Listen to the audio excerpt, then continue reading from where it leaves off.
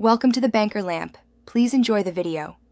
You begin by identifying the circle screw and why it resists removal, usually a broken head or central pin. Apply penetrating oil and let it soak for 5–10 minutes to loosen threads. This reduces torque and prevents rounding. Next, use a center punch to mark the screw center so a drill bit won't wander, and choose a drill bit 1/16, smaller than the screw shank. Once done, you're ready to attempt non-destructive extraction with a rubber band or the correct security bit. Now you move into removal. First, try the proper security bit that fits the circle screw. Press firmly and turn slowly so the bit seats. If the head is rounded, place a wide rubber band over the head and press a flat driver into it. Torque will grip.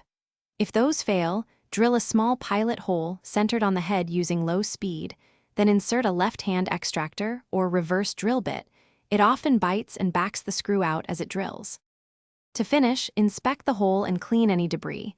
Chase damaged threads with a tap if needed and install a replacement screw of the same size and grade. If the screw breaks inside, try extracting the shank with a small extractor or carefully drill it out. Make sure to support the part so you don't widen the hole. One key troubleshooting tip: if the driver slips repeatedly, stop, recenter, and apply heat or a chemical thread loosener. Thanks for watching. If this was helpful, leave a like and consider subscribing. See you next time.